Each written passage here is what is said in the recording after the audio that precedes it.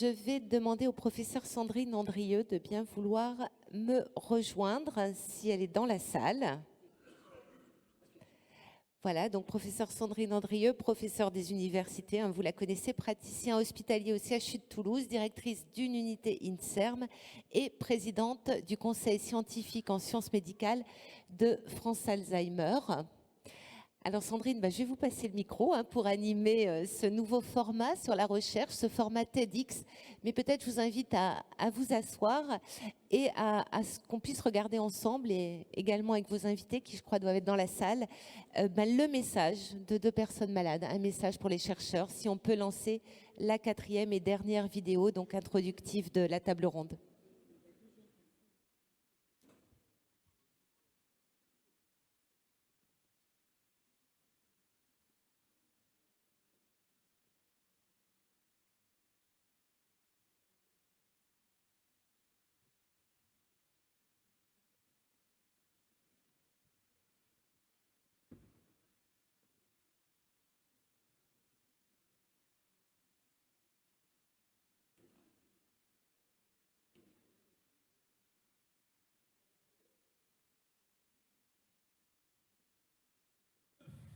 C'est vraiment quelque chose d'important à l'heure actuelle.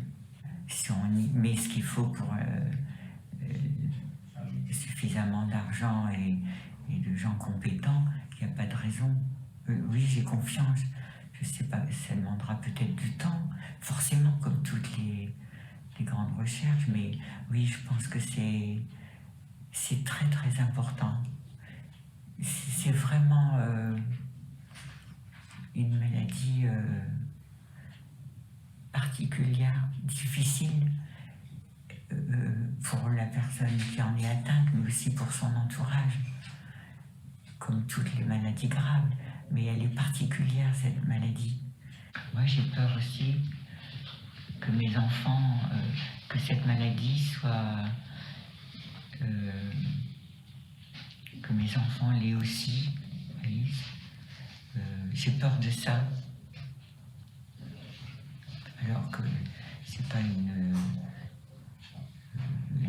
maladie qui se transmet, mais je me dis pourvu qu'ils aient pas quelque chose de moi, quoi. Dans un premier temps, qu'ils puissent maîtriser l'évolution de la maladie avant de la guérir totalement et de la supprimer. Oui, je pense qu'ils font les progrès, parce que je vais voir sur Internet un peu ce qui se passe sur le site Alzheimer. Je pense qu'ils font des progrès, il faut trouver, mais ils ont bien trouvé pour le cancer, ils ont mis du temps. Mais là, le cerveau, c'est plus compliqué. C'est pas un organe qui se prête à des interventions chirurgicales, ce serait plutôt de la médecine préventive. Est-ce qu'on arrivera peut-être à trouver des solutions? Moi, je les encourage fortement à trouver un remède. Il ne faut pas qu'ils désespèrent, les chercheurs ont trouvé un tas de maladies. Quand on parle de la tuberculose, qui était après la Deuxième Guerre mondiale la principale cause de mortalité, le cancer, ils arriveront à trouver, et puis le cerveau, ils arriveront à trouver aussi. Nos descendants en profiteront certainement. Voilà. Donc, professeur Andrieux, donc vous avez été rejointe par donc le docteur Marc Denain et le docteur Clément Avenot, donc pour ce format TEDx. Et donc, je pense que nous allons accueillir également Mathieu Secaldi, donc qui intervient en visio. Mais donc peut-être, Sandrine Andrieux, vous avez entendu ces 2 témoignages, cet appel. Les chercheurs vont trouver, vous rentrez des États-Unis. Est-ce que vous pouvez nous faire un petit point sur la recherche? Où en sommes-nous? Absolument. Je vous laisse aller au pupitre. Et je vous donne bien sûr le petit outil indispensable pour votre présentation. Merci, bonjour à tous. Alors, on a bien entendu cette dame. Est-ce qu'on aura assez d'argent pour faire la recherche? Il faut beaucoup d'argent pour faire de la bonne recherche. L'argent qui est mis aujourd'hui dans la maladie d'Alzheimer par les grands organismes nationaux n'est pas suffisant par rapport à d'autres pathologies aussi importantes que la maladie d'Alzheimer, mais on le sait, on est un peu les parents pauvres. On pourrait se poser des questions, pourquoi, mais c'est peut-être quelque chose qu'on abordera pendant la discussion. Mais ça, ce n'est pas un message très positif, ce que je suis en train de vous donner. Effectivement, on revient de San Francisco et on s'est partagé la présentation avec le professeur Mathieu Secaldi. J'ai pris la bonne partie puisque je suis ici. En fait, on a des résultats qui sont plutôt enthousiasmants et on voit qu'on a assisté lors de ce congrès à un événement scientifique. Donc c'est la première fois que je le dis, je crois. Donc voilà, donc on va en parler ensemble. Alors il y a, je ne sais pas, ça n'a pas l'air de fonctionner. Je voulais juste avancer d'une diapo. Voilà. Si vous n'y étiez pas à ce congrès de San Francisco, on va vous en faire un petit digest. Alors au début, je voulais parler de prévention parce qu'on nous avait annoncé des résultats des études de prévention. En fait, les résultats qui ont été présentés ne concernaient pas de très grandes études et surtout n'ont pas été très concluants. Donc, j'ai choisi d'aller vraiment sur quelque chose de plus important. Alors, on attendait 2 grands essais de phase 3 qui concernaient l'efficacité et la tolérance de traitement pour les phases précoces de maladie d'Alzheimer. On a les résultats de ces 2 essais à vous présenter. Donc, je vais vous présenter le premier et le professeur Mathieu Secaldi, qui est en visio, vous présentera le deuxième. Et puis, on attend un 3e essai de phase 3 qui est attendu pour le mois de mars-avril, qui sera donc présenté, je pense, cet été lors du congrès de l'AIC, l'Association des familles américaines. Alors, je vais vous présenter l'essai Clarity. Alors, cet essai, au moment où les auteurs ont présenté les résultats, en même temps, ils ont levé l'embargo et les résultats ont été présentés par une publication dans une revue majeure qui est le New England Journal of Medicine. Donc, on a eu en même temps dans le congrès en direct les résultats qui étaient publiés sur le site internet de cette revue prestigieuse. Donc, on est sur des résultats dont on peut aujourd'hui être sûr en matière de qualité scientifique. Donc, je vais vous présenter des résultats qui sont dans la publication, donc sur lesquels il n'y a pas à discuter. Et puis, je vais vous présenter aussi les résultats plus intéressants pour vous qui ont été montrés lors du congrès, qui n'ont pas encore été publiés. Donc, il faudra peut-être mettre une petite réserve sur ces résultats-là. Mais là aussi, comme ce ne sont que des résultats plutôt positifs, je préfère vous les montrer quand même. Alors, dans cet essai, l'objectif, c'était vraiment d'évaluer ce nouveau traitement. Alors, c'est un nouvel anticorps monoclonal qui est dirigé contre cette protéine amyloïde qui fait le lit de cette maladie d'Alzheimer. Alors, moi, je suis un médecin de santé publique, donc je n'ai pas d'a priori sur la voie, le mécanisme. Je sais qu'il y a des gens qui sont très pro-amyloïde, il y en a qui sont contre l'amyloïde, il y en a qui sont plutôt pour le taux, il y en a qui sont contre le taux, il y en a qui sont pour l'inflammation, le vasculaire, enfin tout ça se mélange et se dispute beaucoup. Moi, je n'ai pas d'a priori sur une voie, je suis contre la maladie. Donc si on arrive à trouver par une voie ou par une autre un moyen de stabiliser ou de retarder l'évolution de la maladie, c'est ce qui me va. Après, sur le marqueur sous-jacent de cette maladie, ça je laisserai les spécialistes s'exprimer. Donc cet essai, il vise à évaluer l'efficacité et la tolérance aussi de ce traitement chez des patients qui sont à un stade précoce de la maladie d'Alzheimer. Donc ils ont inclus de façon très large, ils n'ont pas pris des critères de jugement, des critères d'inclusion très particuliers, ils ont inclus des personnes de 50 à 90 ans qui avaient une maladie d'Alzheimer au stade léger avec les critères classiques ou qui avaient un déclin cognitif léger avec, lié à la maladie d'Alzheimer. Et pour avoir ce lié à la maladie d'Alzheimer, ils ont pris des personnes qui avaient marqueurs amyloïdes positifs par soit une imagerie, un PET scan où on voit l'amyloïde in vivo, soit par une ponction lombaire où on voit les marqueurs amyloïdes dans le liquide céphalorachidien. Pour être inclus, il fallait aussi avoir un certain degré d'atteinte de la mémoire. Ils ont inclus les gens qui avaient un certain degré d'atteinte de la mémoire.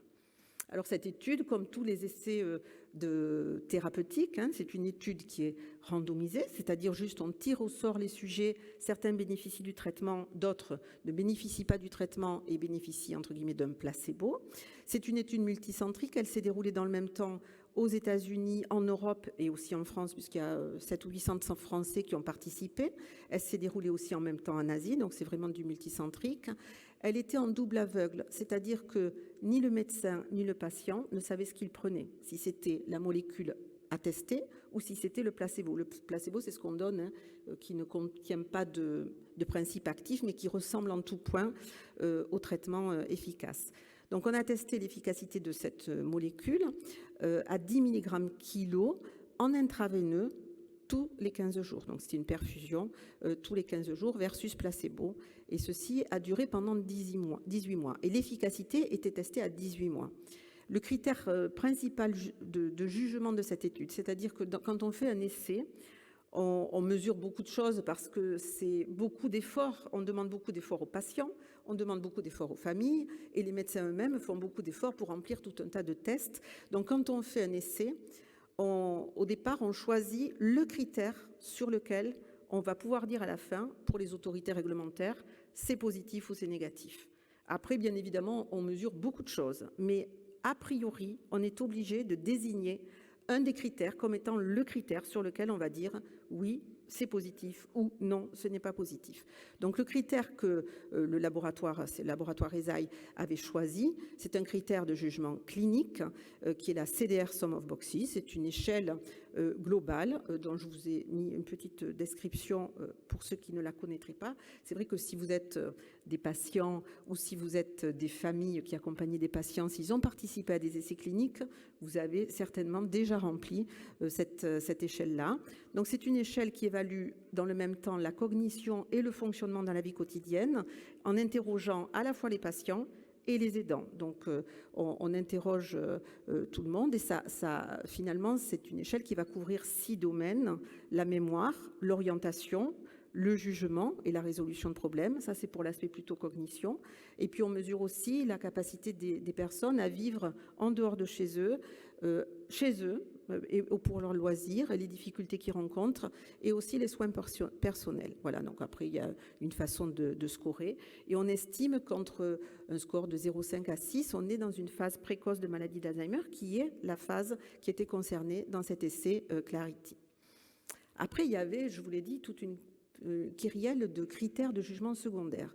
Donc, et ils étaient, alors je dis ça pour les scientifiques qui sont dans la salle, ces critères de jugement secondaire étaient classés de façon hiérarchique. C'est-à-dire qu'il fallait répondre à un premier critère, et si on était positif, on pouvait évaluer le deuxième, évaluer le troisième, évaluer le quatrième avec un algorithme. Donc le deuxième critère, c'était la charge amyloïde, c'est-à-dire ce marqueur de protéines anormales dans la maladie d'Alzheimer qui était évalué par un PET scan.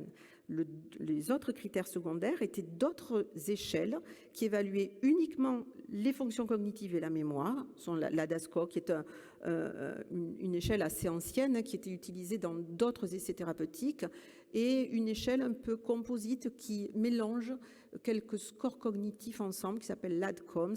C'est une échelle qui a été validée par des statisticiens américains. Donc c'est aussi une échelle qui commence à être utilisée plutôt à des fins de recherche. Et puis il y avait une échelle sur le fonctionnel, parce qu'il n'y a pas que la cognition, il y a aussi la capacité des individus à réaliser les activités de la vie quotidienne. Et ça, cette échelle-là, elle était assez fine, c'est l'ADCS MCI ADL, qui est spécialisée dans la mesure de ces difficultés dans la vie quotidienne pour les phases très précoces de la maladie. Alors voilà un petit peu la description de la population, tout simplement pour rapidement. Ce sont des personnes qui avaient 70 ans en moyenne, une petite prédominance de femmes, et puis un temps qui séparait les sujets du diagnostic en gros de un petit peu moins d'1 an et demi. Donc c'est des sujets qui avaient eu un diagnostic 1 an et demi avant de rentrer dans l'étude. Alors, le résultat de cette étude, il y en a une diapo qui est passée rapidement, que c'était un MMS moyen à 25 pour rentrer dans cette étude, enfin c'était ce qu'on a observé. Les résultats de ces études. On va d'abord passer sur le critère de jugement principal. Je vous ai dit que c'était cette échelle CDR, Sum of Boxes. Alors, pour faire simple, parce que finalement, tous les schémas vont être exactement les mêmes. Les gens qui étaient sous placebo sont sur cette courbe en noir. Les gens qui étaient traités sont sur cette courbe en vert foncé. Les petites étoiles veut dire que quand on fait des analyses statistiques, c'est significativement différent de ce qu'on observe dans le groupe placebo. Donc, dans cette échelle CDR Sum of Boxes, on regarde la différence par rapport au début, parce qu'il y a une telle variabilité entre les sujets qu'on aime bien regarder la différence par rapport au début. Au début, bien sûr, tout le monde est à 0, puisqu'il n'y a pas de différence avec le début, puisqu'on est au début. Et puis, plus on avance dans le temps, plus on s'écarte du niveau de départ. Et on se rend compte que cette échelle, eh bien, finalement, elle décline pour tout le monde. Tout le monde perd quelques points sur cette échelle, mais le groupe traité semble perdre moins que le groupe non traité. Alors, ce qui avait été prédéfini, c'est de regarder à 18 mois. Qu'est-ce qui se passait? Est-ce qu'il y avait une différence significative à 18 mois, 1 an et demi de traitement, par rapport au placebo? Et effectivement, là, il y a une différence qui est significative à 18 mois, et cette différence, elle est évaluée à environ 27%. Donc, le groupe traité décline moins de 27% par rapport au groupe placebo. Et cette différence, donc, elle est bien évidemment variable, et il faudra voir dans le temps comment les choses vont évoluer. Là, ce sont les 18 premiers mois. Ce qui est intéressant, c'est que dès le 6e mois, on commence à avoir un écartement des courbes. Donc, on a l'impression d'avoir une efficacité sur ce critère clinique dès 6 mois, de façon significative, entre le traitement et le placebo. Mais vous l'avez vu, là, les courbes, là, elles sont très, très proches. Donc, c'est différent sur le plan statistique, mais sur le plan clinique, on peut encore se poser des questions. Mais plus on avance dans le temps, plus on voit qu'une différence est importante. Maintenant, on va passer aux critères secondaires, qui sont des critères dont certains ne sont pas cliniques. La charge amyloïde. Ici, vous avez dans le groupe placebo une charge amyloïde qui était importante et qui reste peu différente de 0, c'est-à-dire que les sujets restent stables sur leur charge amyloïde dans le groupe qui n'est pas traité. Et dans le groupe traité, la charge amyloïde s'effondre complètement, avec la plupart des individus qui passent en dessous de la barre de la positivité de l'amyloïde à la fin du traitement. Et ceci commence dès le 3e mois après le traitement. Donc on a un effet du traitement sur la charge amyloïde. Sur juste le paramètre de cognition, avec l'ancienne échelle qu'on utilisait jusqu'à présent dans les études, qui est la DAS-COG, sur la DAS-COG à 14 items, on voit que là aussi, qu'à partir du 6e mois, on commence à avoir un effet significatif qu'on conserve jusqu'au bout, avec un effet moyen de déclin qui est de 26% inférieur par rapport à ce qu'on observe dans le placebo. Alors là, il y en a 2 qui vont passer en même temps. Sur l'autre critère cognitif qui est composite, on a là aussi le même résultat. C'est presque un peu trop parfait, je trouve, les résultats de cette étude, mais bon, ils sont comme ça. On a le groupe traité qui décline moins que le groupe placebo, avec une efficacité de 24% à 18 mois. Le fonctionnel, c'est ce qui intéresse beaucoup plus, finalement, les patients et les familles. C'est les difficultés pour réaliser des activités fines de la vie quotidienne. Et là, à partir de 6 mois, on commence à avoir un effet entre le traitement et le placebo. Et cet effet, il est maintenu jusqu'à 18 mois. Il s'écarte même un peu, les 2 courbes s'écartent, avec finalement 37% de déclin en moins dans le groupe traité par rapport au groupe placebo. Maintenant, on va voir les événements indésirables, parce que quand on a un effet positif, on a, hélas, des événements indésirables qui surviennent.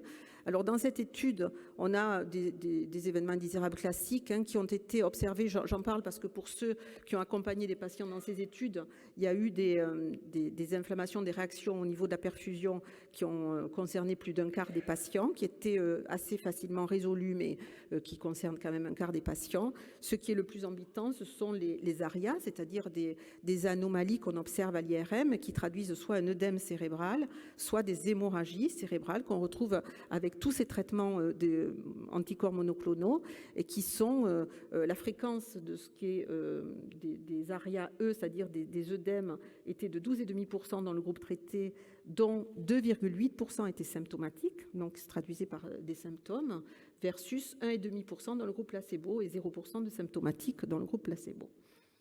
Pour les ARIA-H, c'est-à-dire des anomalies qui traduisaient des micro- et des macro-hémorragies, on observe ces anomalies chez 17% des patients traités versus 9% dans le groupe placebo. Et dans ces ARIA-H, on a 1,4% des patients traités qui avaient des ARIA symptomatiques versus 0,2% dans le groupe placebo.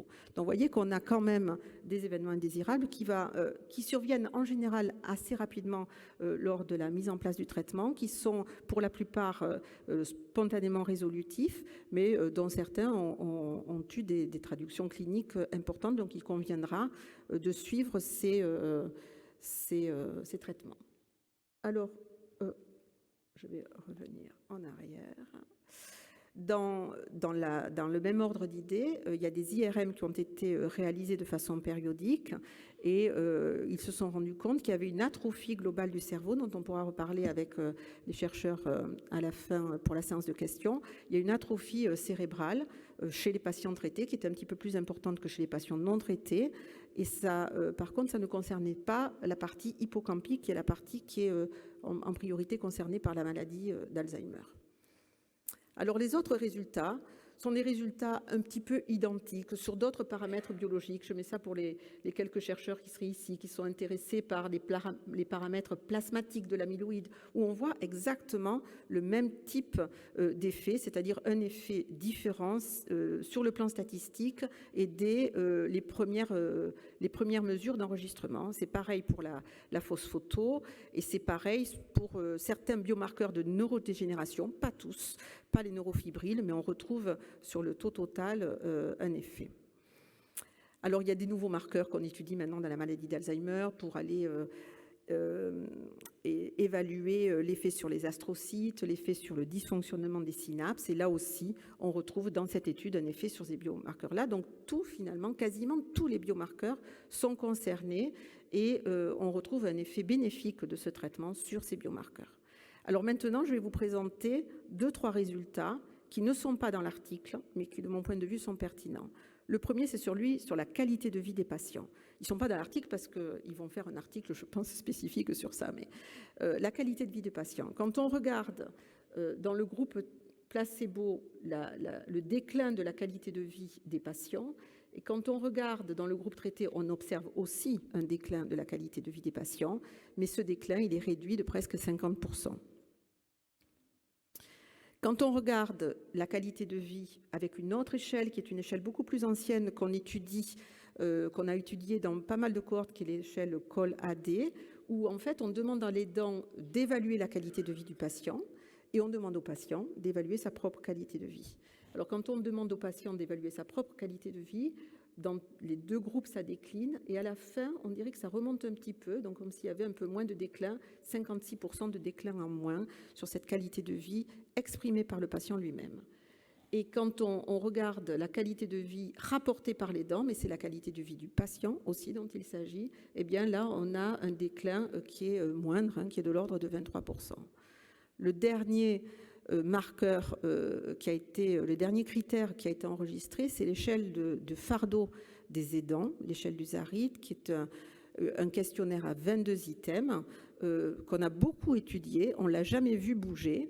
Alors ça, ce sont des résultats qui ne sont pas publiés, donc il faut quand même être un petit peu prudent. Peut-être qu'il y a d'autres facteurs qui ont expliqué cette différence entre les groupes, mais comme elle est à peu près superposable à ce qu'on a pu observer jusqu'alors sur les critères cliniques et biologiques de la maladie, on peut être peut-être assuré. En tout cas, en ce qui concerne le fardeau des aidants, voici le déclin de fardeau. Alors c'est la différence par rapport au baseline, donc on a moins de différence, on a moins finalement d'élévation du fardeau. Je pense qu'ils ont mis l'échelle dans l'autre sens là, moins d'élévation du fardeau dans le groupe traité par rapport au groupe non traité.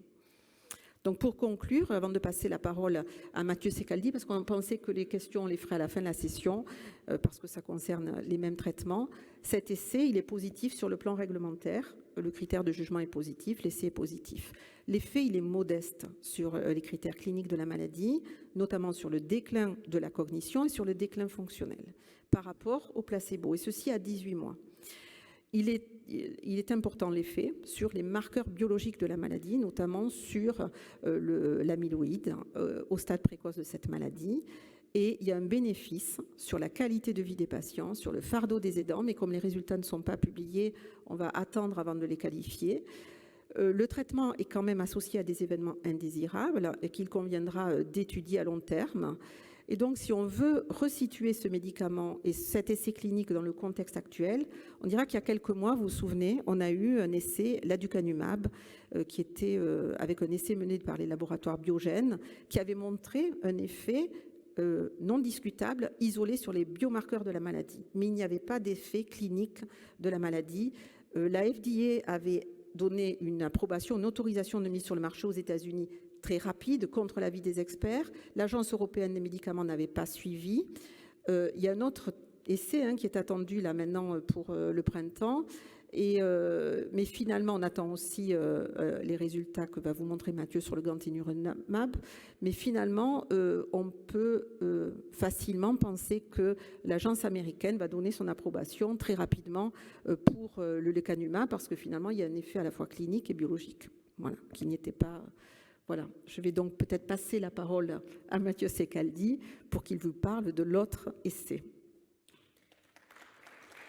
Bonjour, je pense que vous m'entendez, Sandrine. Bonjour à tous, je regrette de ne pas être avec vous, mais je suis content d'être avec vous via la visio. Bon, j'ai une petite frustration, c'est que je ne vous vois pas, donc qui est un petit peu plus compliqué. Alors, je vais être assez rapide et mon propos va un peu compléter celui de Sandrine. D'abord pour... alors... Voilà. Vous voyez sur cette diapositive, en fait, c'est simplement un petit rappel de ce qu'on appelle la voie amyloïde, qui est la voie actuellement privilégiée dans les recherches, en tout cas dans les recherches cliniques, avec d'abord la production d'A-bêta qui va ensuite entraîner une succession d'événements et notamment entraîner ou accélérer la phosphorylation de tau. L'autre protéinopathie qui est impliquée dans la maladie d'Alzheimer, vous savez que la bêta et la protéine tau sont les deux protéinopathies majeures qui constituent les lésions de la maladie d'Alzheimer, et puis ensuite l'atteinte des synapses, des neurones, qui vont ensuite se manifester par des symptômes. Et ce que vous voyez ici sur la droite, ce grand cercle, en fait, c'est ce que les spécialistes appellent le pipeline des médicaments. Alors, c'était en 2022, un petit peu plus tôt. Le papier est paru en mai 2022.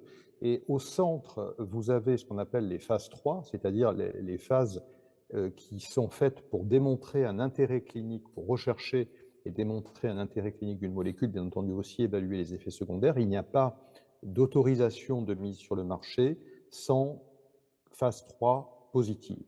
Et ce que vous... Donc les autres, c'est les phases 1 et les phases 2 qui sont prises en compte, surtout les phases 2, mais on ne peut pas avoir d'autorisation de mise sur le marché sans une phase 3 au moins positive. Et donc, ce que vous voyez dans ce cercle sur les phases 3, c'est notamment tout ce qui est en rouge. Tout ce qui est en rouge, ce sont des anticorps monoclonaux. C'est-à-dire que, en tout cas pour le premier semestre 2022, la classe de médicaments qui était la plus étudiée dans les phases 3, dans la maladie d'Alzheimer, c'était bien celle des anticorps monoclonaux avec l'aducanumab, le lecanemab dont Sandrine vient de nous parler, et puis d'autres anticorps monoclonaux. On a d'autres catégories de médicaments qui font l'objet d'études cliniques actuellement. Et par exemple, vous avez ce petit point bleu ici que vous voyez peut-être. C'est le seul essai de phase 3 qui a eu lieu pour l'instant sur une molécule qui est censée attaquer directement la taupathie. Donc cet essai, il y en aura probablement d'autres dans les mois à venir. Mais vous voyez donc qu'on est bien... Actuellement, l'actualité, c'est les anticorps anti-amyloïdes. Est-ce qu'ils vont arriver dans le soin courant? Quels sont les résultats des essais? Et c'est surtout de ça dont il a été parlé, c'est ça qui a été évoqué dans le congrès auquel faisait allusion Sandrine. Alors, il y a eu la positivité, annoncée d'ailleurs par le laboratoire avant qu'on ait les résultats détaillés que vient de présenter Sandrine, de l'essai avec le lecanemab.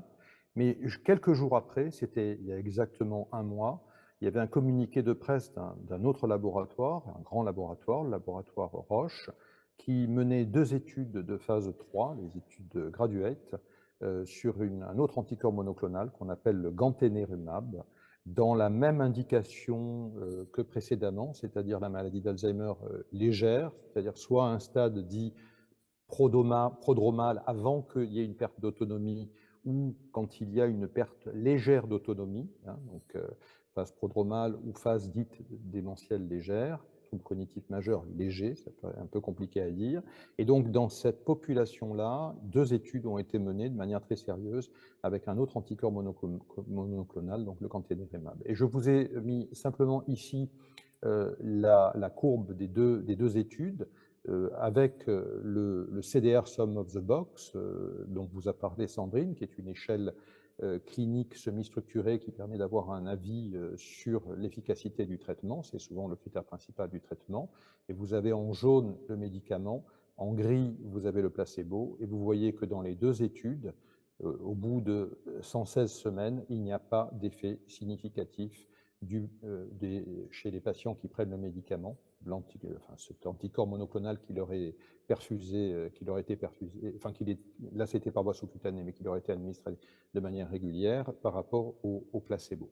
Donc une grande déception, et puis une interrogation, parce que finalement, comment se fait-il qu'un anticorps monoclonal, le lecanemab, apporte des résultats positifs, alors qu'un autre, le gantenerumab, n'apporte pas de résultats positifs? Alors, il y a probablement des éléments de réponse dans quelque chose qu'on appelle la clairance amyloïde. C'est-à-dire que ces anticorps, ils ont pour objectif d'une certaine manière, laver le cerveau de la pathologie amyloïde. Comment on l'évalue? On l'évalue, Sandrine y faisait allusion, avec des PET scanners, des PET amyloïdes, qui permettent de visualiser la charge amyloïde dans le cerveau des patients. Alors, vous avez ici un PET amyloïde positif et vous avez ici un PET amyloïde négatif. Alors bon, peut-être que ça ne vous paraît pas évident, mais on apprend à interpréter ces images. On peut même quantifier avec un système qu'on appelle le système des centiloïdes ces images. Et donc, ça permet, dans les études, de savoir si un anticorps, quand il est administré, va entraîner une diminution de la charge amyloïde. Donc, on compare un scanner amyloïde à l'entrée et un scanner amyloïde à la sortie. Et ce qui est intéressant dans cette étude sur le gantenerumab, alors bien entendu, c'est ce qu'on appelle une analyse post-hoc, donc ce n'est pas du tout une analyse qui est prise en compte par les autorités et le médicament ne sera pas autorisé, hein, c'est une certitude, en tout cas dans l'immédiat. Mais néanmoins, dans cette analyse, ils ont regardé l'effet du gantenerumab chez les patients pour lesquels il y avait eu une diminution significative de l'amyloïde, donc ce n'est pas tous, c'est une partie d'entre eux, et ceux en jaune pour lesquels il n'y a pas eu de diminution significative de l'amyloïde malgré l'administration de l'anticorps.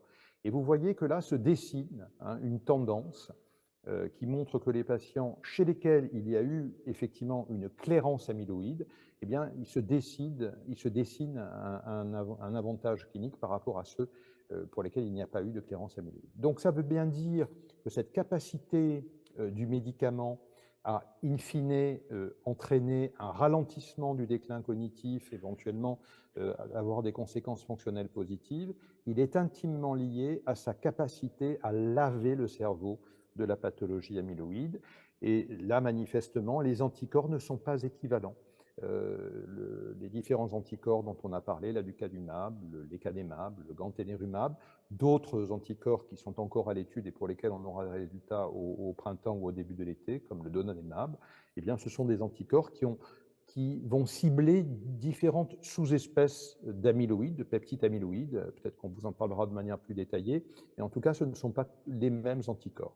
Et donc, leur capacité à entraîner une clairance dépend de leurs propriétés intrinsèques. Elles dépendent aussi d'un certain nombre d'autres facteurs, mais bon, là, il faut regarder de plus près les études.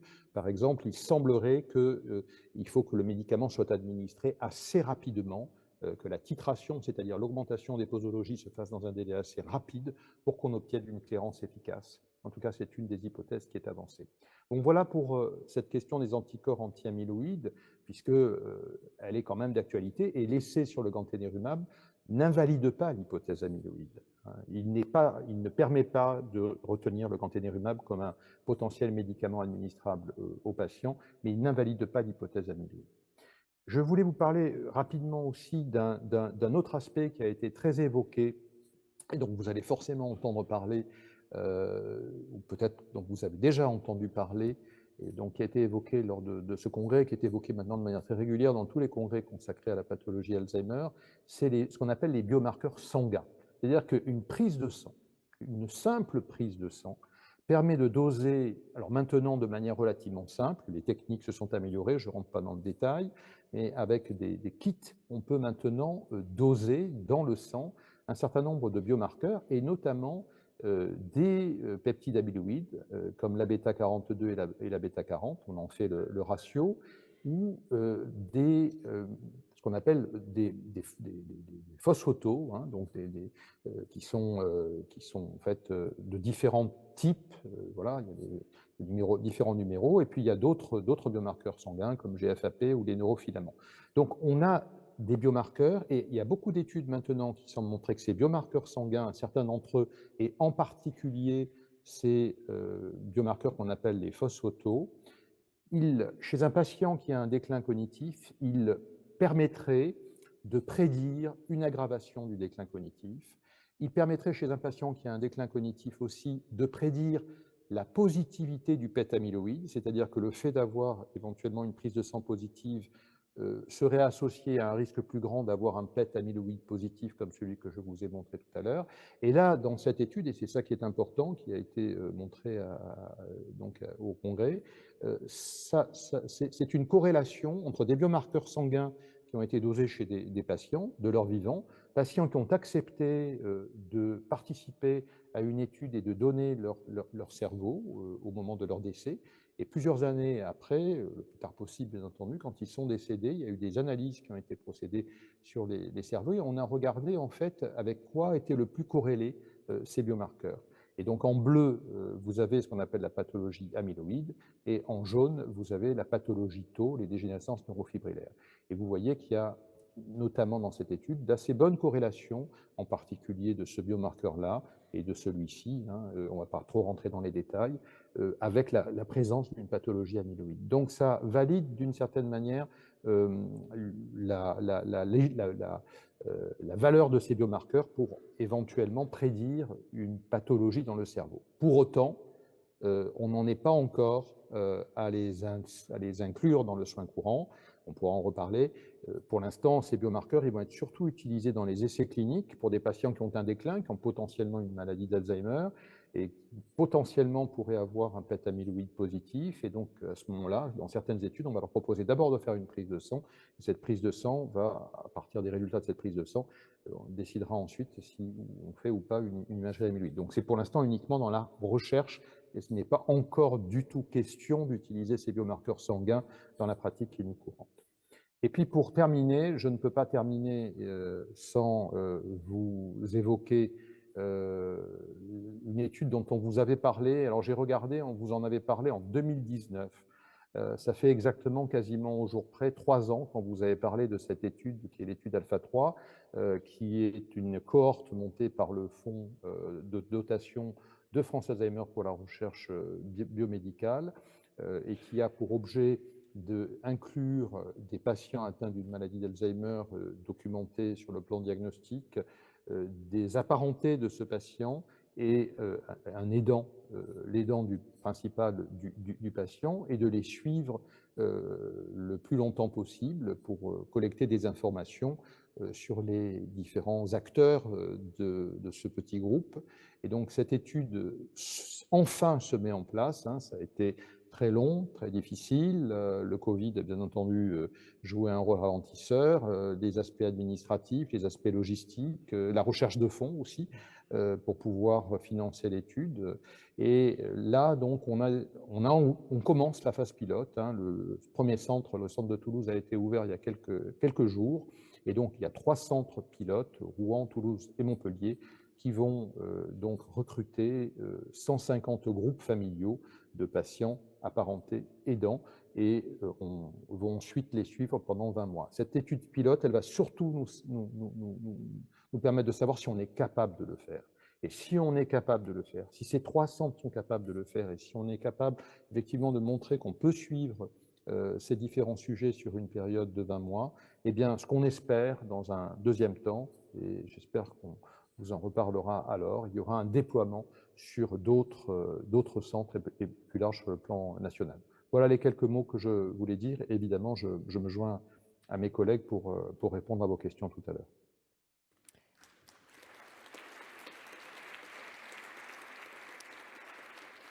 Merci, merci beaucoup Sandrine Andrieux, merci beaucoup Mathieu Secaldi. Donc pour ce point d'actualité sur la recherche clinique, on va poursuivre sur l'actualité dans la recherche fondamentale, donc avec le docteur Marc Denain. Donc vous êtes directeur de recherche au CNRS, au laboratoire de maladies neurodégénératives.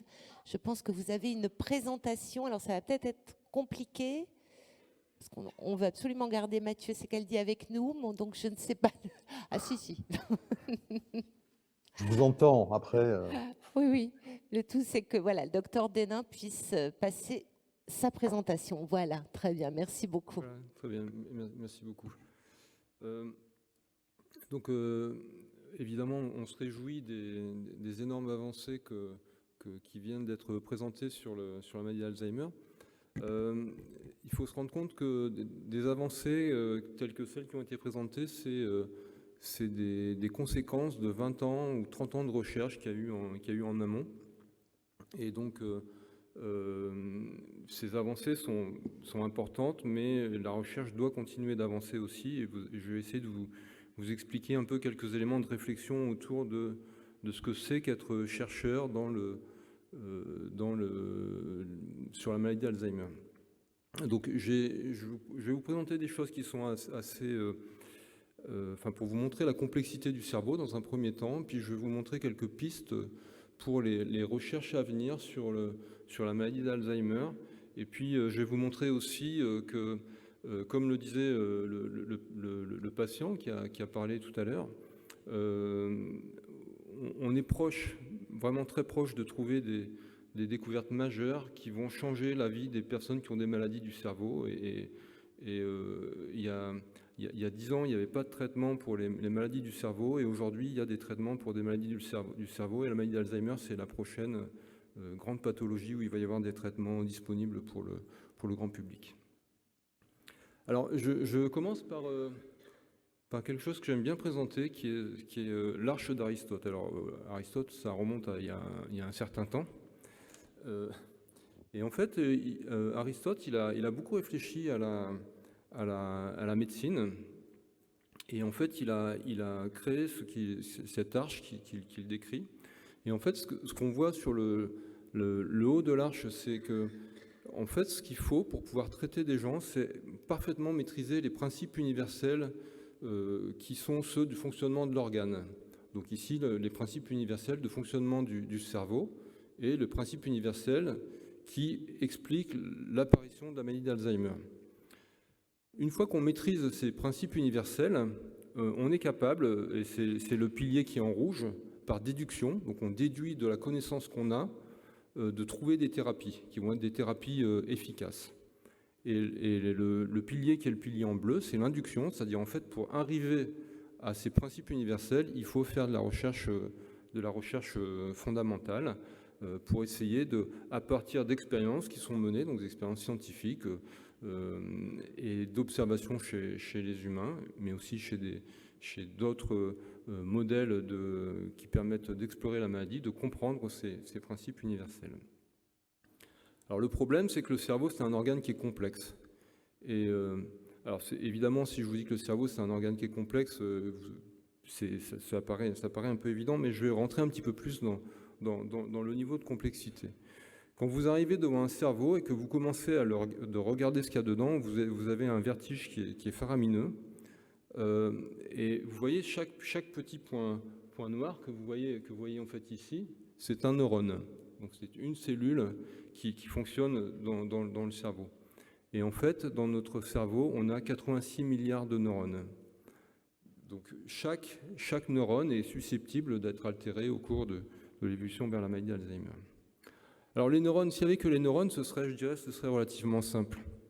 Mais en fait, vous voyez en fait ici deux neurones, donc deux neurones parmi les 86 milliards de neurones qu'on a dans notre cerveau. Donc, je reviens en arrière. Donc vous voyez en fait ici deux neurones, et ces neurones en fait communiquent entre eux. Et en fait, ils communiquent entre eux avec des synapses. Donc les synapses, c'est ce qui permet en fait aux neurones de communiquer. En fait, il y a 1 million de milliards de synapses. Donc c'est un chiffre qui est absolument faramineux, et en fait ce sont les structures qui sont les premières altérées dans la maladie d'Alzheimer. Vous voyez la quantité importante d'éléments. En plus de tout ça, il y a des voisins de ces neurones, donc ils ne sont pas tout seuls dans le cerveau, ils ont plein de voisins. Les voisins, ce sont des cellules de l'inflammation qui sont ici, ce sont ce qu'on appelle des microglies. Il y a d'autres cellules qu'on appelle des astrocytes, qui sont des cellules qui permettent de faire le lien entre l'arrivée de l'énergie dans le cerveau et le fonctionnement des neurones et des synapses. Il y a aussi, ils ont aussi un rôle majeur donc, pour le fonctionnement des synapses.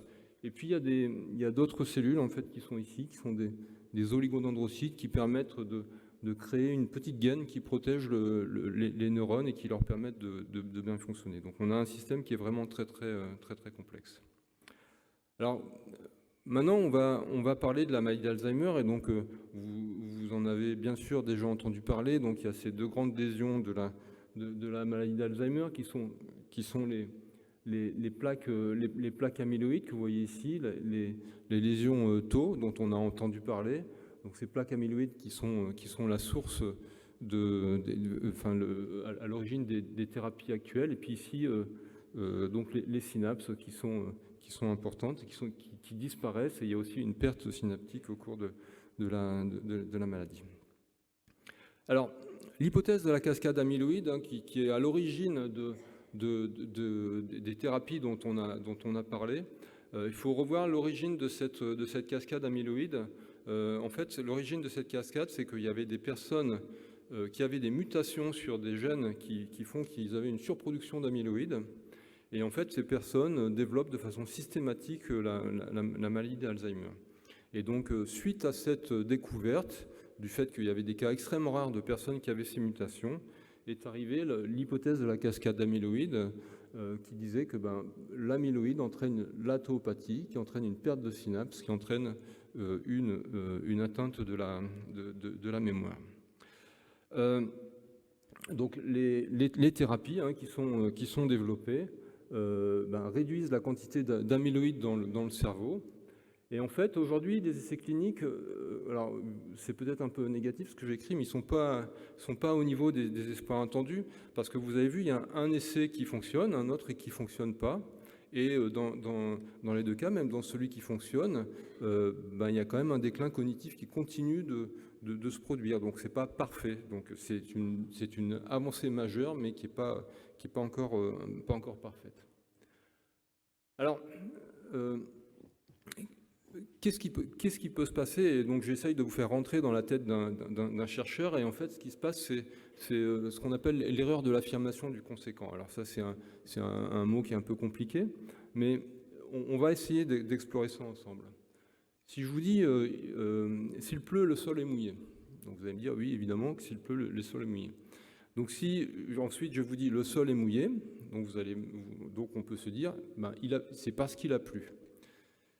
En fait, c'est pas tout à fait vrai. Le sol peut être mouillé, mais peut-être que quelqu'un a arrosé le sol. Le sol est mouillé, mais peut-être qu'il y a eu un tsunami et eu de l'eau qui est arrivée par la mer. Le sol est mouillé, mais peut-être qu'il a neigé, peut-être qu'il y a eu du brouillard aussi. Donc en fait, il y a l'erreur de raisonnement qu'il y a derrière ça, c'est qu'en fait, le sol est mouillé et il a plu n'est pas équivalent. Et en fait, dans la maladie d'Alzheimer, c'est exactement la même chose qui se passe quand on parle d'amyloïdes, c'est que s'il y a une mutation sur l'amyloïde qui entraîne plus d'amyloïdes dans le cerveau, il y a une maladie d'Alzheimer, mais s'il y a une maladie d'Alzheimer, il n'y a pas forcément uniquement un problème sur l'amyloïde. Et donc en fait, il faut qu'on trouve des nouvelles hypothèses, qui sont des hypothèses complémentaires à cette apparition de la pathologie Alzheimer. Et donc en fait, les scientifiques essayent d'évaluer différentes hypothèses complémentaires. Alors comment est-ce qu'on fait quand on est scientifique pour trouver des hypothèses complémentaires? Et en fait, je vais vous montrer la force de la recherche française, et je veux commencer par vous présenter les travaux d'un chercheur qui s'appelle Jean-Charles Lambert, qui travaille à Lille. qui est en fait le chercheur qui, dans le monde, a découvert le plus de gènes impliqués dans l'apparition des maladies d'Alzheimer. Et en fait, ce qui est montré sur ce schéma, c'est tous les gènes, enfin non, c'est pas tous les gènes, c'est une petite partie des gènes qu'il a découvert. Et en fait, ce qu'on voit, c'est que dans la maladie d'Alzheimer, alors ce qu'il faut voir ici, c'est le pourcentage de risque de développer la maladie d'Alzheimer quand on a ce gène, quand on a la malchance d'avoir ce gène. Donc, c'est sur ces 3 gènes-là, quand quelqu'un a ces gènes-là, il va développer une maladie d'Alzheimer à 100%. Il y a d'autres gènes, comme celui-ci. En fait, c'est une personne qui a ce gène-là, il a entre 1 et 5% de plus de risque de développer la maladie d'Alzheimer, mais il ne va pas forcément développer une maladie d'Alzheimer. Et en fait, ce qui est indiqué ici, c'est le pourcentage de présence de gènes dans la population. Donc ici, ce sont des gènes qui sont très très peu fréquents. Ici, ce sont des gènes que 40 à 50% de la population possède. Et donc en fait, quand on regarde tous ces gènes, on peut essayer de comprendre ce qui se passe dans la maladie. Et en fait, ce qu'on voit, c'est qu'il y a certes des gènes qui sont impliqués dans l'amyloïde, mais il y a plein d'autres gènes qui ne sont pas forcément impliqués dans l'amyloïde. Donc il y a plein d'autres choses qui se produisent dans le cerveau qui ne sont pas en lien avec l'amyloïde dans la maladie d'Alzheimer. Et parmi les choses qui sont très très importantes, qui changent en fait aujourd'hui la façon de voir la maladie, c'est ces gènes en fait ici. Donc en fait, on voit que dans la maladie d'Alzheimer, il y a des modifications du système immunitaire du cerveau. Donc le cerveau a un système immunitaire qui est plus complètement normal quand on a ces gènes-là. Il y a des gènes qui fonctionnent sur la biologie des lipides, du cholestérol, etc. En fait, la biologie du cholestérol dans le cerveau est complètement différente de la biologie du cholestérol dans le sang ou dans le reste de l'organisme. Donc il y a des grosses choses qui se produisent à ce niveau-là. Et puis des gènes qui sont appliqués dans le fonctionnement des synapses. Donc rien que d'avoir des synapses qui ne fonctionnent pas bien est fortement associé à la maladie. Alors, d'autres découvertes qui sont des découvertes importantes, c'est que jusque maintenant, on pensait que la maladie d'Alzheimer, c'était surtout lié à des problèmes génétiques, mais en fait, on ne sait pas trop pourquoi cette pathologie peut apparaître. En fait, ce qu'on sait maintenant, c'est qu'il est possible, en faisant des transferts d'extraits de cerveau qui sont riches en lésions Alzheimer, alors on travaille parfois sur des modèles animaux, sur des souris, en fait, il est possible d'induire des lésions amyloïdes et des lésions tau. Donc ça veut dire que ces lésions sont inductibles. Et en fait, ça permet de créer des nouvelles technologies qui permettent d'étudier la maladie. Un autre événement qui est majeur, c'est la diffusion des lésions dans le cerveau. En fait, maintenant, ce qu'on comprend, c'est qu'un des événements qui est clé dans l'évolution de la pathologie d'une personne qui a la maladie, c'est le fait que les lésions, et notamment les lésions tau, se propagent dans le cerveau. Elles commencent à un endroit du cerveau et elles se diffusent, elles gagnent petit à petit toutes les régions du cerveau. Et plus elles gagnent les régions du cerveau, plus la pathologie et plus les signes cliniques évoluent. Et en fait, sans rentrer dans le détail de ce schéma qui est extrêmement compliqué, en fait, aujourd'hui, il y a beaucoup de chercheurs qui travaillent sur les mécanismes de propagation de la maladie, parce qu'en fait, si on est capable d'arrêter cette propagation, en fait, on va bloquer la maladie. Elle ne pourra plus évoluer dans le cerveau et la clinique n'évoluera plus. Ces voisins tels que la microglie et les astrocytes, dont je vous ai parlé tout à l'heure, qui sont associés à l'inflammation du cerveau, en fait, aujourd'hui, il y a aussi beaucoup de travaux qui sont dans ce domaine et qui cherchent à comprendre en fait, l'interaction entre ces cellules et l'amyloïde et tau et la perte des synapses. Donc, je ne vais pas rentrer dans le détail du fonctionnement de ces cellules, mais juste pour vous dire qu'en fait, ces cellules sont capables de supprimer l'amyloïde de façon spontanée du cerveau. Et quand il y a de l'amyloïde qui apparaît de façon trop importante, c'est ce qui est ici, en fait, ces cellules sont capables d'enkyster l'amyloïde. Donc, vous imaginez un peu un système où vous avez des ordures ou des choses qui ne sont pas très bonnes pour le cerveau qui arrivent dans le cerveau. Et en fait, ces cellules sont capables de les enkyster et d'empêcher qu'elles soient toxiques pour le reste du cerveau. 2 minutes. Okay. Donc en fait, ça c'est les éléments, donc c'est des grandes découvertes. Alors il y en a beaucoup d'autres, hein, mais bon, je voulais pas trop vous montrer, enfin je pouvais pas trop vous en montrer pour des questions de temps. Ce qui se passe aussi actuellement, ce sont des découvertes majeures, c'est l'évolution des thérapies disponibles et de la gamme de thérapies disponibles. Alors jusque maintenant, quand on parlait de thérapie, on est dans la maison de la chimie, hein, donc évidemment, on parlait des médicaments basés sur la chimie, les molécules classiques. Aujourd'hui, en fait, il y a toute une nouvelle gamme de médicaments qui existent, qui permettent soit de supprimer des protéines anormales, soit d'en faire apparaître des nouvelles. Alors vous avez entendu parler beaucoup de l'ARN ces 2-3 dernières années, qui permettent de faire apparaître des nouvelles protéines et de faire des nouveaux types de vaccins. On a des thérapies géniques maintenant qui permettent de réparer des gènes, donc des personnes qui auraient un gène qui serait dysfonctionnel, on peut remplacer le gène. On peut réguler, stimuler, imiter le système immunitaire, donc c'est les immunothérapies dont on a parlé tout à l'heure. Et puis, des avancées majeures aussi sont le passage de la barrière hémato-encéphalique. Alors, qu'est-ce que c'est que cette histoire ? En fait, le cerveau, c'est un organe qui est protégé du reste de l'organisme. Et en fait, les médicaments ne passent pas bien dans le cerveau. Et c'est un problème réel, parce que quand on veut faire une thérapie, on n'arrive pas à faire passer un médicament dans le cerveau. Et donc, il y a tout un tas de technologies qui sont développées pour pouvoir faire passer des thérapies dans le cerveau. Alors, il y a beaucoup d'espoirs à court terme. Hein. Donc, il y a une maturité des connaissances scientifiques, ça c'est vraiment majeur. C'est une maturité qu'il n'y avait pas il y a 10 ans. Il y a des nouveaux outils thérapeutiques, donc on peut faire des diagnostics précoces, ce qui a été montré avant. On va pouvoir faire des thérapies personnalisées, prévenir, faire des thérapies protectrices, et puis l'avenir, c'est la thérapie régénérative. Donc on va pouvoir, pour une personne qui a un cerveau qui est déjà abîmé, régénérer le cerveau. Et ça, on n'est pas loin de ces éléments-là. Je donne des cours beaucoup sur les maladies neurodégénératives. Et il y a 10 ans, j'ai fini. Et il y a 10 ans, en fait, on avait un discours qui était assez triste, qui disait il n'y a pas beaucoup de thérapies. En fait, aujourd'hui, on présente des thérapies majeures qui sont apparues pour d'autres maladies. La sclérose en plaques, la neuropathie amyloïde familiale, donc c'est pas l'amyloïde de la maladie d'Alzheimer, c'est un autre amyloïde. C'est une découverte majeure qui a changé la vie des patients. C'est des gens qui mouraient en 10 ans. C'est une découverte française qui a été faite à l'hôpital du Kremlin-Bicêtre, pas loin d'ici. Et en fait, c'est des gens qui ont repris une vie quasiment normale. Et puis, l'amyotrophie spinale, c'est une maladie qui touchait des enfants.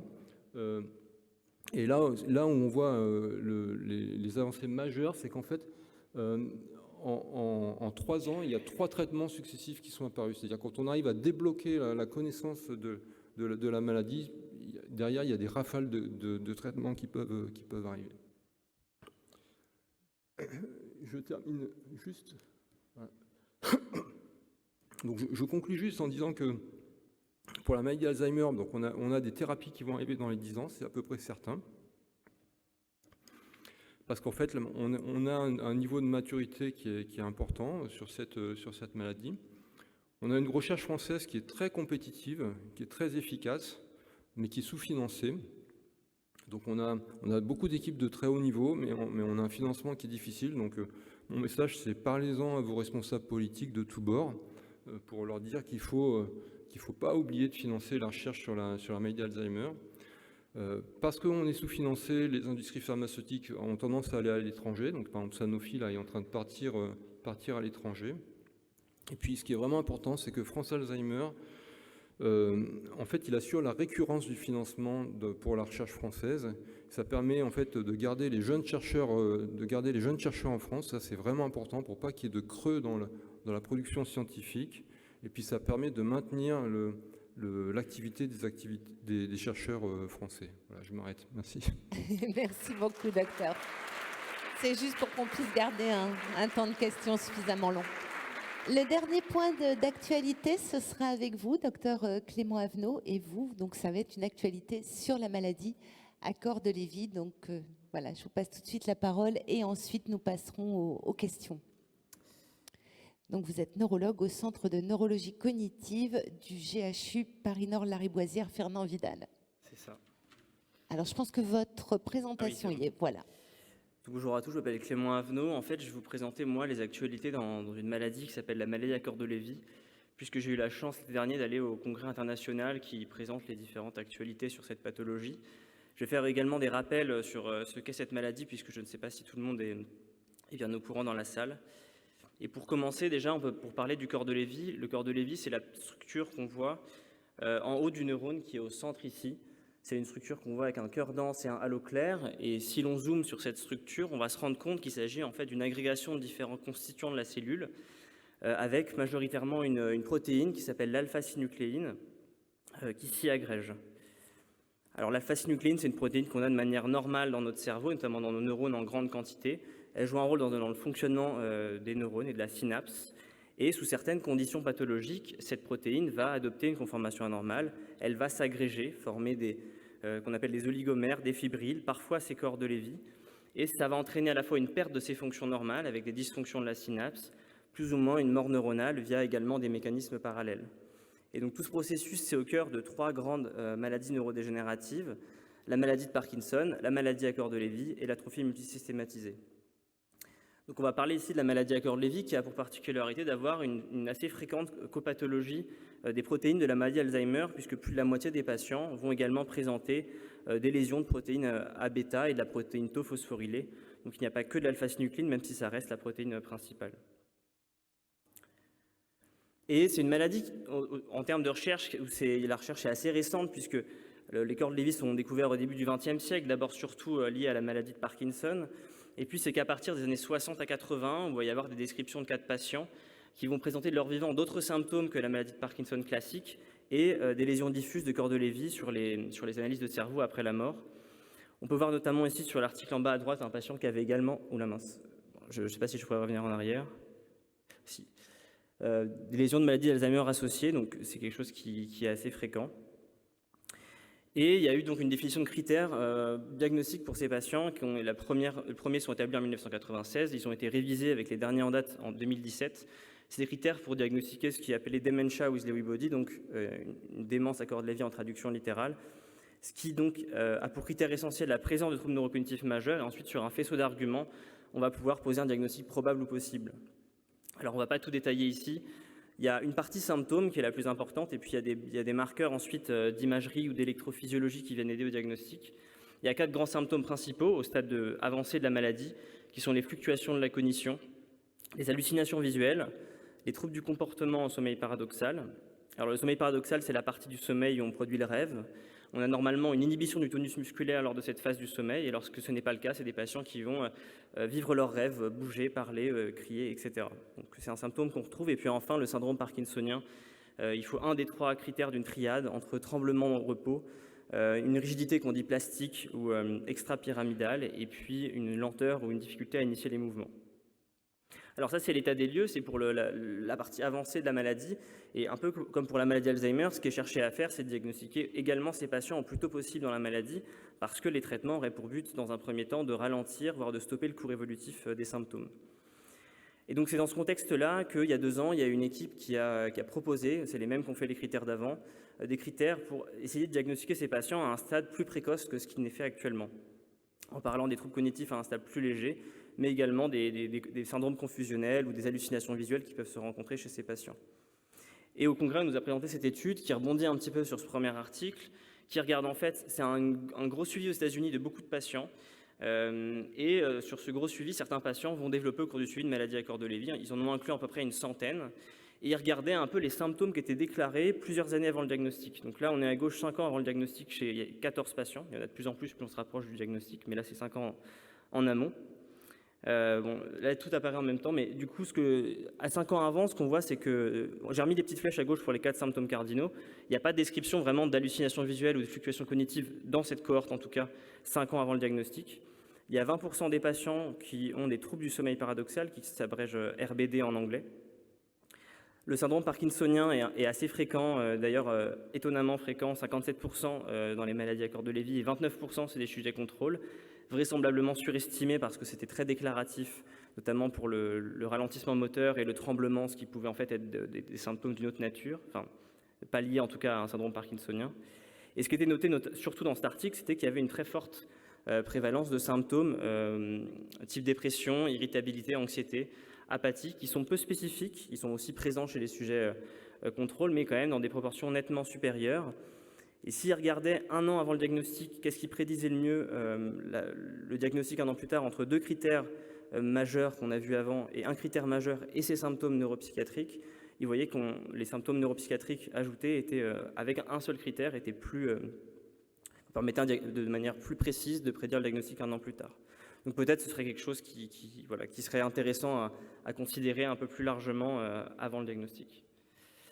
Pour ce qui est des éléments d'imagerie, les 3 principaux, c'est surtout des examens de scintigraphie qui montrent différentes choses, la réduction de la dopamine dans le cerveau, l'atteinte du système nerveux qu'on dit autonome au niveau du cœur et l'enregistrement de ces anomalies de sommeil. On ne va pas y revenir plus en détail, mais sur les différentes actualités, c'est pareil, l'idée d'essayer de trouver des manières de diagnostiquer au plus tôt, à la fois sur des prélèvements sanguins et des examens d'imagerie. Et sur la prise de sang, il y a une actualité dans la maladie à corps de Lévy, mais un peu plus large dans les maladies de l'alpha-synucléine, c'est qu'il y a un test qui s'appelle l'alpha-synucléine RT-Quick, qui est encore au stade de recherche sur des prélèvements de liquide cérébrospinal. Et ça part du principe que ces protéines-là, un peu comme on l'a évoqué précédemment, elles ont une conformation anormale et elles vont de proche en proche, entre guillemets, contaminer d'autres protéines autour d'elles. Et en partant de ce principe, le test cherche en fait à prendre des protéines, un prélèvement du patient, et ça va mettre en contact les protéines malades du patient avec des protéines saines dans le test. Et s'il y a un changement de conformation des protéines du test, alors on va considérer que chez ces patients-là, il y a une maladie de l'alpha-synucléine. On ne peut pas vraiment dire laquelle, entre maladie de Parkinson et maladie à corps de Lévy, mais une maladie de l'alpha-synucléine. Et ça a une très bonne sensibilité et spécificité pour différencier les sujets contrôle de ces sujets atteints à un stade avancé de la maladie. Encore une fois, la question, c'était de savoir qu'est-ce qui se passe quand on le fait beaucoup plus précocement. Une bonne manière pour ces patients d'être précoces, c'est de prendre les patients qui ont des troubles du sommeil paradoxal, parce que lorsque c'est isolé, environ 35% des patients à 5 ans et 73% des patients à 10 ans vont ensuite avoir un diagnostic de maladie neurodégénérative liée à l'alpha-synucléine. Et donc, ils ont pris ces patients quand ils n'avaient que ce symptôme-là. Il y en a 90% qui avaient ce test anormal, et il y avait 10% des sujets contrôle qui l'avaient également. Et ensuite, ils ont regardé en fonction du temps, c'est ce qu'on voit à gauche, le temps et la proportion de patients qui avaient un diagnostic de maladie neurodégénérative. Et ce qu'ils ont montré, c'était que ceux qui avaient un test anormal avaient une proportion avaient un diagnostic en général beaucoup plus rapide et beaucoup plus fréquent, même s'il y avait peu de patients qui avaient un test négatif. Et ça peut être assez longtemps en avance, puisque certains patients, il y avait 7-8 ans de délai entre le test et ensuite le diagnostic posé selon les critères. Quelques bémols, il semblerait que le test détecte beaucoup moins bien les protéines lorsqu'elles sont dans des parties profondes du cerveau, comme les amygdales, c'est environ 15% pour plus de 90% dans les parties plus superficielles. Et également, ça détecte moins bien cette protéine. Il peut y avoir aussi des dépôts de cette protéine dans la maladie d'Alzheimer, mais ce n'est pas du tout la protéine principale. Et lorsqu'il y a une copathologie, en tout cas, ça la détecte moins bien. Également, on l'a évoqué précédemment, c'est sur les marqueurs sanguins de la protéine tau phosphorylée. C'est surtout des avancées dans la maladie d'Alzheimer, mais puisque certains nombres de patients de la maladie à corps de Lévy ont aussi cette physiopathologie Alzheimer, ça a été aussi discuté de savoir est-ce qu'ils pourraient également en profiter pour détecter cette copathologie. Et notamment parce qu'on sait que les patients qui ont cette copathologie lésion d'Alzheimer, ils ont tendance à avoir un pronostic plus péjoratif, notamment sur les fonctions cognitives. Et là, il y avait une étude qui essayait de voir si, est-ce que quand ces protéines sont élevées, ça corrèle également avec une évolution cognitive plus péjorative chez ces patients. Et l'étude semblait montrer qu'effectivement, lorsque les taux étaient élevés, il y avait à la fois des scores cognitifs plus mauvais lorsque les tests étaient élevés, et puis ensuite le déclin était un petit peu plus rapide, semble-t-il. Et pour faire bref, pour les examens d'imagerie, l'idée c'est surtout, encore une fois, de voir si c'était altéré au stade précoce. Ça, c'est des imageries par TEP-IRM. C'est pour voir comment s'activent les zones du cerveau de manière générale. On voit ici à gauche, c'est un patient corps de Lévy, à droite, un patient Alzheimer à des stades débutants, atteint de la maladie d'Alzheimer. Et ce qu'on peut voir, c'est que ce n'est pas les mêmes zones en fait, qui sont touchées. Après, ça reste un examen qui est souvent normal au stade débutant de la maladie. Et donc, c'est difficile de faire le distinguo de manière très précise entre ces deux pathologies si on se base que sur cet examen. Mais potentiellement, à l'avenir, ça pourrait être d'une aide éventuelle. C'est un petit peu la même chose pour l'électroencéphalogramme, où on note que dans la maladie à corps de Lévy, les rythmes sont généralement plus lents, notamment dans les dérivations postérieures, c'est-à-dire en arrière de la tête. Là, sur cette étude, c'était encore une fois des stades débutants. On voyait que les patients contrôle avaient des fréquences moyenne un peu plus rapide que les patients atteints de la maladie Alzheimer et eux-mêmes que la maladie à corps de Lévy, mais encore une fois, ce n'était pas assez sensible pour les distinguer de manière fiable, même si c'est des pistes à évoquer. Et je termine par les traitements. Ça, c'est les traitements qu'on utilise en routine dans la maladie à corps de Lévy. On a 4 grandes classes. La dopathérapie, c'est surtout pour les symptômes moteurs du syndrome parkinsonien, avec des réponses qui sont partielles. Les anticholinésterasiques, qu'on retrouve aussi dans la maladie Alzheimer, qui traitent à la fois en traitement symptomatique les troubles cognitifs et les phénomènes aussi hallucinatoires qu'on peut voir dans la maladie à corps de Lévy. La mélatonine pour le sommeil et les traitements neuroleptiques pour les phénomènes hallucinatoires et les idées délirantes. Là, c'est juste un large tableau, je vais pas détailler, mais c'est pour dire qu'il y a quand même de la recherche aussi dans la maladie à corps de Lévy, même si on a beaucoup moins que la grosse pipeline qu'on a vue dans la maladie Alzheimer. Et peut-être un traitement tout particulièrement, parce que c'est celui qui nous a été le plus présenté, c'est le neflamapimod. C'est une molécule qui inhibe une kinase, c'est ce qu'on voit ici, la MAP kinase P38. Le schéma est compliqué, mais l'idée c'est qu'elle est à l'initiation d'une cascade inflammatoire et que ça aurait un effet en inhibant à la fois sur la neuroinflammation et potentiellement ça permettrait de protéger un effet neuroprotecteur sur les neurones cholinergiques qui sont atteints dans la maladie à corps de Lévy. Et sur cet essai, donc c'était 91 patients, surtout aux États-Unis, un petit peu en Europe, ils ont randomisé placebo contre traitement sur 16 semaines avec 2 posologies en fonction du poids. Ils ont regardé sur les critères cognitifs et sur la fonction motrice, sur un test où il faut se lever, marcher 3 mètres et revenir s'asseoir. Et sur plusieurs critères, ils ont vu des bénéfices. Alors, sur la cognitive, c'était sur la CDR que vous avez vu précédemment, où vous voyez une évolution moindre chez les patients traités. Aussi sur la rapidité du test dont on vient de parler, avec un effet qui semble être dose-dépendant. Et peut-être quelque chose qui est un peu plus spécifique à la maladie à corps de Lévy, parce que les patients qui avaient à la fois les biomarqueurs sanguins sur la maladie d'Alzheimer altérés bénéficiaient moins du traitement de ceux qui n'avaient pas l'altération de ces biomarqueurs. Donc c'est quelque chose d'intéressant peut-être à l'avenir chez ces patients. C'est une phase 2, donc c'est encore quelque chose de très préliminaire. Il faudra bien sûr que ce soit confirmé par la phase 3 par la suite. Et c'est ma dernière diapositive, c'est juste pour vous évoquer qu'il y a eu aussi il y a beaucoup de discussions sur des thérapeutiques non médicamenteuses qui restent importantes. Il y a des thérapies cognitives, mais là, on nous a parlé un petit peu de réalité virtuelle qui aide un petit peu surtout sur la motivation à la rééducation et par son aspect ludique. Des techniques de neurostimulation qui pourraient permettre, même si ça reste assez préliminaire, d'améliorer les fonctions exécutives, notamment en stimulant le cortex préfrontal. Alors il y a soit par champ magnétique, soit par courant électrique direct. Et puis encore plus préliminaire, ça c'est vraiment très théorique, de stimulation de différents nerfs qui pourraient aller activer une structure dans le tronc cérébral qui entraînerait une libération de neurotransmetteurs, notamment au niveau du lobe temporal et potentiellement avoir des effets bénéfiques sur les fonctions mnésiques, mais ça reste pour le moment très, très hypothétique. Voilà, je vous remercie. C'est nous qui vous remercions. Merci beaucoup.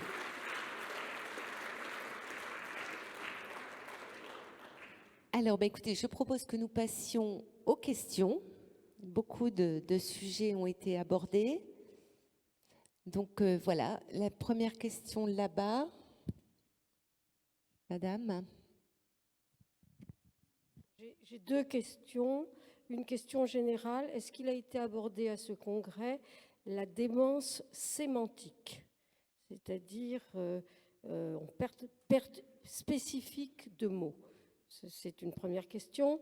La deuxième question, est-ce qu'il a été abordé dans le cadre des essais thérapie Alzheimer, celui-là, la trisomie 21, puisque certes, le docteur Lambert à Lille a identifié des gènes, mais dans votre panel de gènes, il y a, à part l'APP, qui a été trouvé par monsieur Alzheimer, il n'y a aucun des gènes du chromosome 21, c'est-à-dire les 14 qui existent et qui sont impliqués dans la maladie d'Alzheimer en général, et pas uniquement pour la trisomie 21, donc je voulais savoir.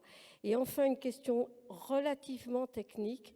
Est-ce que quelqu'un dans ces thérapies, puisqu'il montre les thérapies anticorps donnent des résultats très différents, est-ce que quelqu'un a regardé qu'est-ce qui reste comme molécule active d'APP, puisque l'APP reste une des protéines importantes pour le système nerveux, donc bloquer la sécrétion des A-bêta, c'est très bien, mais il faut qu'il reste de l'APP. Donc je me demandais si ça avait été regardé pour comprendre les différences entre les différents traitements.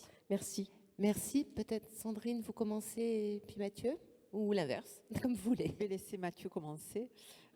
Pour Alors, l'APP, sémantique. ça n'a pas été présenté. Pour la sémantique, moi, je n'ai pas vu de session, mais peut-être que Mathieu en a vu.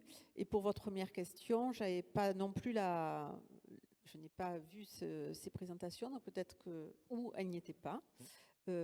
Mathieu, est-ce que tu les as vues?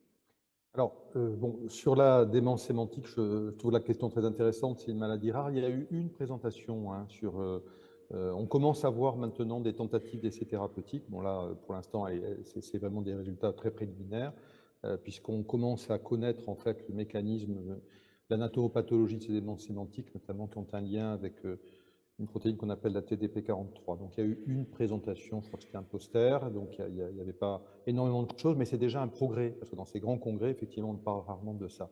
La deuxième aspect, on n'a pas évoqué la trisomie 21, mais vous avez, enfin moi en tout cas pour ma part, je pense que c'est une question extrêmement importante. La trisomie 21 est la première forme génétique de maladie d'Alzheimer, la plus fréquente ou la moins rare, car on sait que les trisomiques développent une maladie d'Alzheimer. Donc c'est vraiment quelque chose qui est un champ qui doit être développé dans les prochains mois.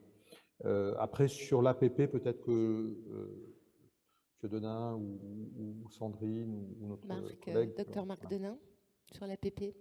Oui, sur l'APP, donc pour signaler quand même qu'en France, on a des grands spécialistes, dont vous faites partie, de la trisomie 21 et de trisomie 21 sur Alzheimer, notamment à l'hôpital de la Pitié-Salpêtrière. Il y a une étude, par exemple, qui est sortie il n'y a pas très longtemps sur les modifications du cerveau qui mènent vers Alzheimer dans le cadre de trisomie 21. Et je voudrais aussi compléter sur l'APP, parce qu'en fait, donc là, c'est ma casquette de chercheur fondamental. On parle toujours de l'A-bêta comme étant la cause de la maladie d'Alzheimer, mais ce précurseur de l'amyloïde qui est l'APP, il n'est pas du tout exclu que la cause de la maladie d'Alzheimer, ce soit un dysfonctionnement de cette APP. Et en fait, c'est pour ça que c'est important aussi d'explorer des nouvelles pistes, parce que peut-être que quand on régule l'amyloïde, en fait, on dérégule l'APP, et c'est peut-être une des causes de l'amélioration qu'on trouve suite à ces essais cliniques. Merci beaucoup. Une autre question? Oui. Je vais juste me permettre une petite remarque. Oui, bien sûr. Si je dis pas de bêtises, il y a une étude clinique à la Pitié à l'heure actuelle sur la démence sémantique. Oui. Merci Kevin. Oui. Monsieur Lespès. Donc là, je suis un président d'Hérault. Donc pour la recherche Alpha 3, donc là nous sommes dans les starting blocks, puisque avec Karim Bénis et puis avant avec Audrey Gabel et Touchon, on a une grosse tradition de coopération entre le CHU et l'association. Donc aujourd'hui, nous sommes prêts pour la cohorte. Nous attendons que la mise en place du pilote. Mais nous avons toute la cohorte. Bon. Et en même temps, nous avons recherché des financements pour cet aspect-là de recherche en liaison avec. Donc on a, nous, des relations. Il y en avait déjà une qui avait été faite avec Audrey Gabel. La G2R avait participé à un début d'étude qui a été stoppé. Mais là, donc, nous allons aussi là-dedans. L'autre question, c'est quel est l'espoir de l'immunothérapie? Merci. Qui répond? Mathieu? Sandrine? Moi, je vais dire un mot sur la cohorte Alpha 3 et puis je vais laisser Mathieu pour l'immunothérapie. La cohorte Alpha 3, il y a juste une petite histoire de convention qui dure quand même depuis des mois entre le CHU coordonnateur et Montpellier. Je suis sûre que ça va se débloquer, mais tout le monde est dans les starting blocks, donc ça y est. Donc c'est ouvert sur Toulouse et ça va s'ouvrir incessamment sous peu sur Montpellier et sur Rouen. Et merci de chercher les financements. Je poursuis sur Alpha 3. Vraiment, merci, monsieur, parce que ce qui va faire la force d'Alpha 3, c'est une coopération entre justement les centres mémoire et l'association et les associations France Alzheimer. C'est cette force-là qu'on compte. Je laisserai peut-être Marc peut-être évoquer aussi les aspects d'immunothérapie plus générales, mais les anticorps, c'est de l'immunothérapie, sauf que c'est une immunothérapie ciblée sur certaines protéines. Après, il y a des approches immunothérapiques plus larges, notamment par rapport aux aspects inflammatoires potentiellement impliqués dans la physiopathologie de la maladie. Donc là, peut-être que Marc peut ajouter quelque chose. Oui, en fait, pour repositionner les immunothérapies dans le contexte un peu plus global, en fait, il y a deux types d'immunothérapie, soit des vaccinations, à ce moment-là, on donne des protéines qui sont associées à l'amyloïde, et à ce moment-là, on vaccine, comme on vaccine contre la grippe ou contre le Covid, mais à ce moment-là, la personne qui est malade va fabriquer des anticorps, donc des choses qui vont aller attaquer l'amyloïde, mais à une gamme très très large d'anticorps. Et en fait, cette gamme très large est difficilement contrôlable. Donc du coup, ce que préfèrent faire les chercheurs et les industriels, c'est faire des thérapies avec des anticorps, ce qu'on appelle monoclonaux, c'est-à-dire un seul anticorps qui va se diriger contre une seule forme d'amyloïde. Et ce sont des anticorps qui sont beaucoup plus contrôlables. Et c'est en fait les évolutions de la recherche et les évolutions du monde pharmaceutique vont vers ce type d'anticorps qui sont ceux qui sont utilisés actuellement. Merci beaucoup. Est-ce qu'il y a une autre question ?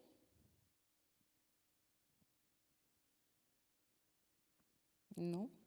Je vais peut-être compléter la réponse de Marc, juste pour dire, je n'en ai pas parlé, que la voie de la vaccination n'est pas abandonnée pour autant, hein, même si effectivement c'est probablement plus complexe qu'une immunisation dite passive avec l'apport d'anticorps aux patients.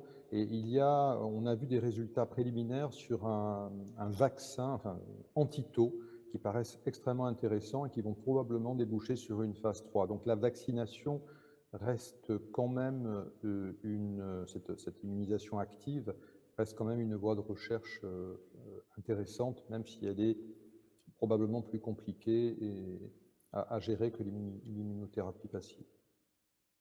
Oui. Alors, Mathieu, vous avez une question. Mathieu, pour compléter la discordance qu'il y a entre les deux essais cliniques, qui sont des anticorps monoclonaux, un essai positif, un essai négatif, est-ce que tu penses que la différence peut venir pour le gantenerumab d'une posologie pas adaptée, la voie sous-cutanée qui est peut-être moins efficace que la voie intraveineuse, ou alors est-ce que c'est justement la cible qui est peut-être, elle est spécifique dans les deux cas, mais peut-être un peu différente, avec le lecanemab qui s'adresse, enfin, qui est très friand non pas des monomères, mais de la partie la plus toxique de l'amyloïde, ou pas? Est-ce que tu as des pistes? Alors, je ne suis pas un spécialiste, et puis je pense qu'il faut digérer tous ces résultats et réfléchir, mais effectivement, tu as évoqué, et je l'avais un petit peu dit au départ, il y a des différences de ciblage des différentes espèces, et notamment, apparemment, le point important du lecanemab, c'est qu'il va cibler des oligomères avant que ça s'agrège trop, hein, pour être plus simple, alors que le gantenerumab irait plus directement cibler des formes agrégées. Donc ça, c'est un premier point, c'est que la cible est peut-être différente et que donc il faut peut-être mieux utiliser des anticorps qui agissent sur des espèces plus précoces des peptides amyloïdes. Le deuxième point, c'est qu'il y a probablement un effet aussi d'utilisation de la voie d'entrée, puisque ce qui a été privilégié pour le gantenerumab, c'était un espoir par rapport à l'utilisation de cette thérapie éventuellement de manière décentralisée, c'était la voie sous-cutanée. Et donc, c'est vrai que de se dire qu'on a une immunothérapie qui peut se prescrire et être suivie par les patients par la voie sous-cutanée, c'est beaucoup moins lourd, on va dire, qu'une voie intraveineuse qui nécessite qu'on vienne dans un lieu où on est capable de vous faire des perfusions intraveineuses. Donc, il y avait tout un système qui permettait éventuellement de faire ces traitements à domicile avec des infirmières formées. Bon, malheureusement, cette voie sous-cutanée, pour l'instant, elle n'a pas montré son efficacité. Et puis, troisièmement, il y a probablement aussi comme je l'évoquais, des questions de titration, c'est-à-dire qu'il a été choisi pour le gantenerumab d'aller doucement pour éviter d'avoir trop d'effets secondaires, ce que tu évoquais, Sandrine. Mais cette titration progressive est peut-être pas la titration la plus à même de susciter une clairance amyloïde qui serait efficace. Merci beaucoup. Une question, oui, Madame? Je voulais simplement savoir, vous dites que la recherche avance quand c'est détecté de manière précoce. Mais je m'aperçois que quand on réalise vraiment qu'une personne, un proche a la maladie, elle est déjà malheureusement bien installée. Alors, manière précoce, voilà. Est-ce qu'il y a aussi des bonnes nouvelles quand la maladie... Oui, non, enfin, je veux dire, comment peut-on Oui, et vraiment comment, savoir que oui, c'est j'ai bien précoce? compris. Et voilà, excusez-moi, mais peut-être que ma question est un peu naïve. Alors, juste, je fais une petite parenthèse parce que là, on a parlé des traitements pour les phases précoces de la maladie. On a aussi vu dans ce congrès des essais positifs sur les troubles du comportement de la maladie, donc des phases plus avancées, même s'il y a des troubles du comportement dans les phases précoces. Mais du coup, il y a quand même un champ aussi, je fermerai la parenthèse, hein, mais il y a un champ de recherche ouvert et assez avec des résultats positifs qui se répètent sur les troubles du comportement. Donc ça, on ferme la parenthèse. Et pour les phases précoces, eh bien, on espère aussi que avec l'apparition des marqueurs plasmatiques de la maladie, on va aller plus amont, parce que aujourd'hui, quand se fait le diagnostic, il faut avoir passé plusieurs barrières et arriver à un centre un peu expert qui va faire des évaluations cognitives, et c'est le chemin qui est long jusqu'au centre, et qui explique que quelquefois, même s'il y a eu des détections en amont, hein, des troubles, soit par l'entourage, soit par le médecin traitant, mais souvent on arrive peut-être un peu trop tardivement à un diagnostic posé. Vous avez vu que même dans ces essais précoces, finalement, le diagnostic, il avait été posé un an et demi avant. Donc voilà, ça dépend aussi des endroits. Il y a des lieux où l'offre de soins est peut-être un petit peu plus développée que dans un endroit par rapport à un autre. Mais peut-être que l'apparition de ces prises de sang qui nous permettraient d'avoir accès à des diagnostics avec peut-être une barrière un petit peu moins importante, peut-être que ça va changer un petit peu la donne, on va voir. Enfin, c'est vrai que ce congrès a ouvert beaucoup de possibles. On ne sait pas ce qui va marcher, pas marcher en routine, en pratique clinique par rapport au domaine de la recherche qui était ciblé là. Hein.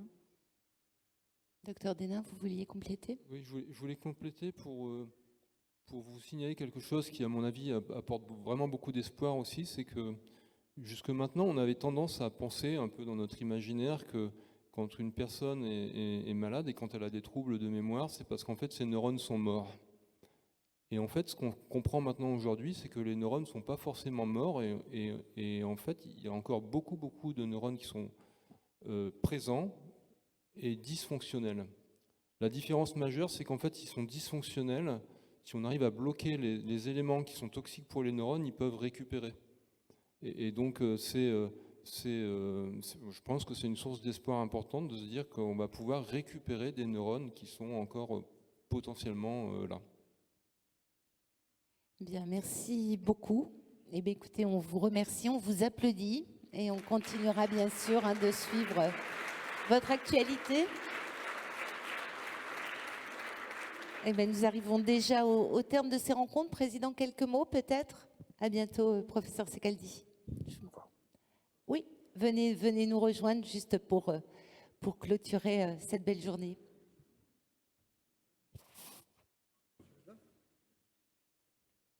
Je n'ai pas dit bonjour. Ce matin, quand j'ai présenté le programme rapidement, je me disais, quel beau programme. Mais j'avoue que sincèrement, j'avais encore sous-estimé la richesse de nos échanges, la richesse de notre programme. Je me dis tous les ans, mais je crois que tous les ans, je crois que c'est pas de la forfanterie, c'est de la sincérité. On s'améliore, et je me demande où est-ce qu'on va s'arrêter, parce que comme on est parti.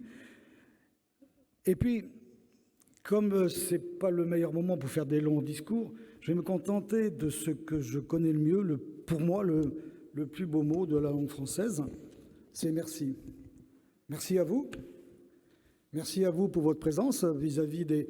Je connais les contraintes. Hein. Vous savez, hier, on était un petit peu angoissés quand on voyait tomber les désistements par rapport au Covid. Je viens d'avoir une sacrée nouvelle tout à l'heure, c'est qu'il paraît l'hôtel où je suis est touché par le Covid. Merci surtout aux intervenants. Merci beaucoup. Merci au service. Merci d'avoir préparé. Merci, monsieur le directeur. Et puis, écoutez, je vous souhaite à tous une bonne fin de soirée.